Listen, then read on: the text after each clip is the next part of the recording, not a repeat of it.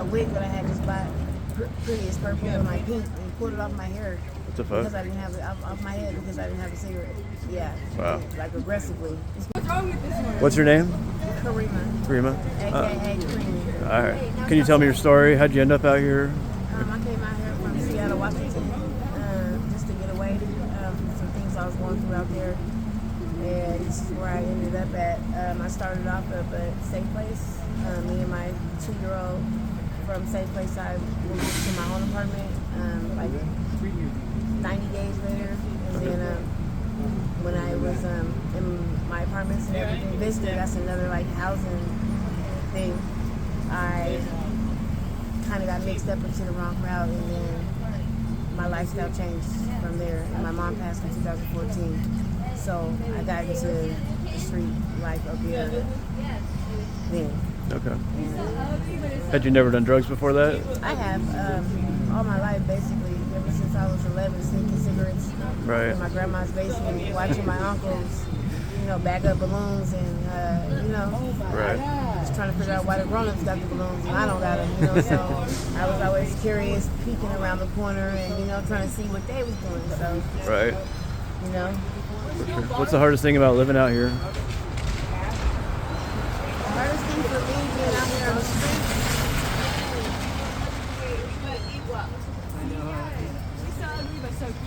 I don't know. I don't know if it's because of the color of my skin or the discrimination that people give me, which I don't care now no more. I used to. But the more closer I get to God, the more I don't worry about none of that, because it only really matters about what He thinks about me. And the hardest thing being out here to me is seeing this stuff that I see. It's really, Right. My lifestyle is very addicting. And I'm a work in progress. She's like, who's this lady? But I ain't got no milk. I don't know, it's just hard out here. There's not a lot of support. And if you're not from here, you don't feel welcome, you know what I mean? Right. And I don't know, the support that they do have is like limited. Yeah, it's kind of hard to get into housing. Unless you know how to speak their language, like you can't just call and say, hey, we have housing doctors, you gotta call and tell them what's going on. And if you really want it, you keep on calling. Right. You don't call back next week like they tell you to. You call every day because you need help. Yeah. And think- okay, go ahead. Do you think it's harder out here being a woman? It's very harder out here being a woman because these men out here that's on the streets mainly is very disrespectful. It's scary. I had a man just yesterday pull my hair, a wig that I had just bought, prettiest purple and my pink, and pulled it off my hair. What the fuck? Because I didn't have it off my head because I didn't have a cigarette. Yeah. Wow. Like aggressively. That's crazy. Crazy. What's the craziest thing you've ever seen out here?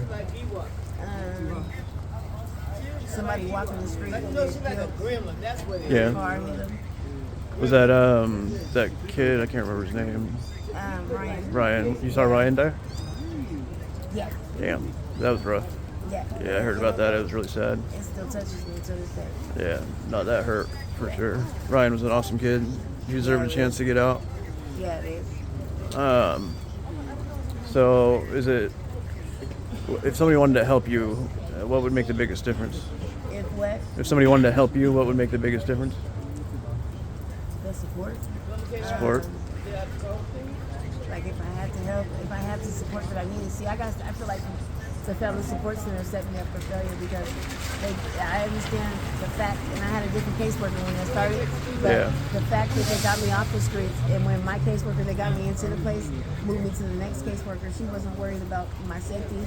I felt like she wasn't worried about the things that I was telling her at my appointments. I told her that my abuser has family that lives across from me in these apartments that they put me in. She never addressed my safety. She always was just saying, okay, well, hang in there and let's get the rent paid for next month. You know what I mean?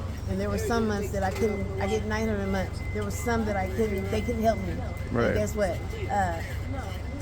Now I got a summons on my door, and they told me to come sign some kind of papers, but like they basically just said, ha, well here, he, and then ha, bye. Like basically that's what they're doing. But I have reached out to other agencies and I'm getting support from Community Action Council, which my caseworker there is awesome.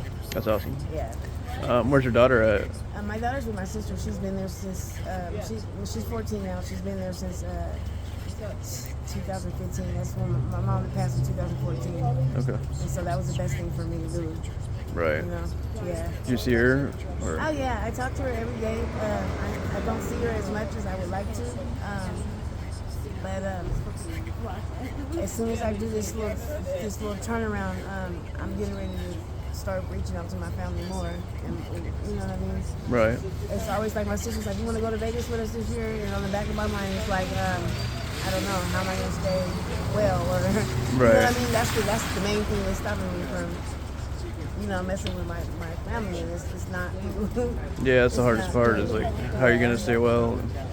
Is there any thing you'd want people to know about being out here that you think people misunderstand? Or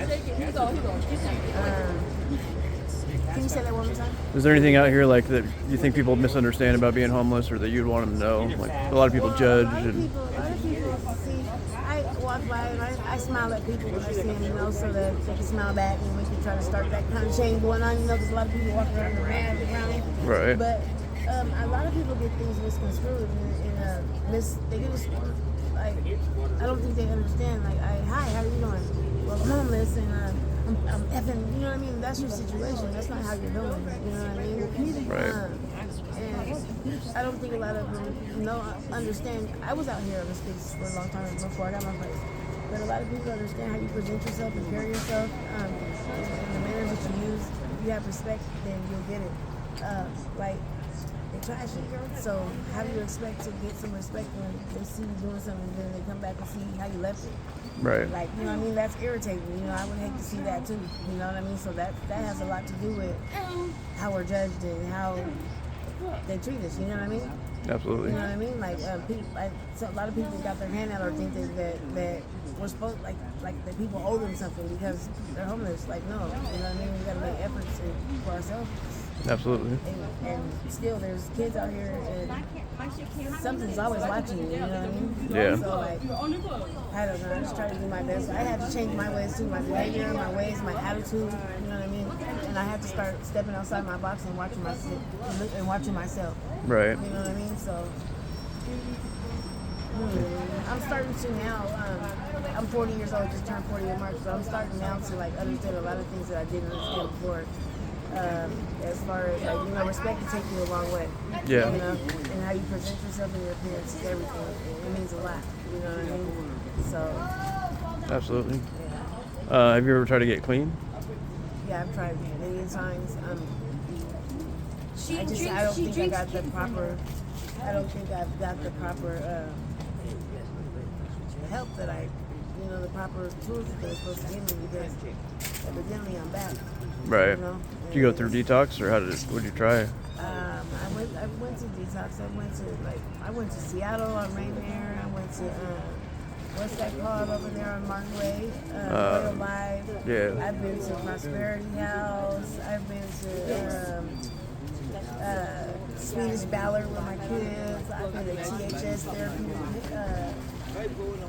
therapeutics, whatever, service for methadone.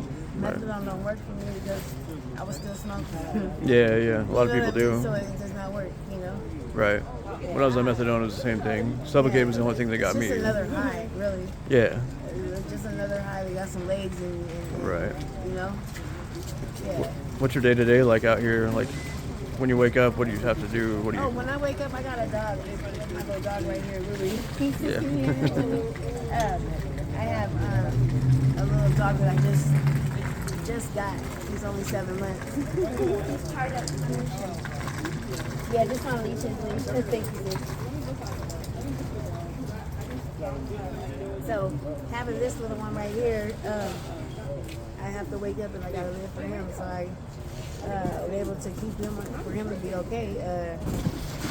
Gotta do the right thing. I gotta wake up, gotta feed him, gotta keep him clean, gotta keep the house clean so he don't get into nothing, which makes me stay on point myself. You know what I mean?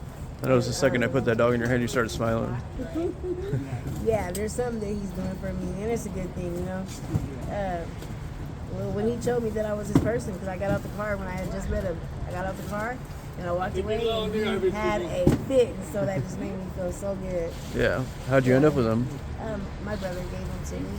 Okay. He gave him to somebody else, and his dog wasn't getting along with him, and so he gave him to somebody else, and he was like in a car. He didn't want to live in a car. He was at home. You know what I mean? And so when I found him, my brother was sitting in the front seat of the car, and I was like, well, where's the dog? I was like, I need a dog, and I heard a little something crying. I was like, well, there's something around here. Do you hear that? Up in the car. And he was up in the front seat with a little bag. That's cute. And so when he got back there with me, he's been with me ever since. That's awesome. Yeah. Is there anything you want to say before we wrap it up? No, thank you for the interview, and I guess this too shall pass. I know I'm going to take it one day at a time. Yeah. Yep. Okay. You have a Cash App? Yeah. Okay, I'll make sure I put that in the description so people can donate if they want to. Okay. Maybe get some dog food or something. Okay, thank you. Thank you. Hope you enjoyed the story with Karima. If you want to help her out, I have her GoFundMe and her Cash App down in the description. Also, if you want to check out more stories, you can take a look at my channel. And if you want to help out, I have a GoFundMe going for the channel too to get microphones so you guys can hear better, maybe get some better cameras and a laptop for editing.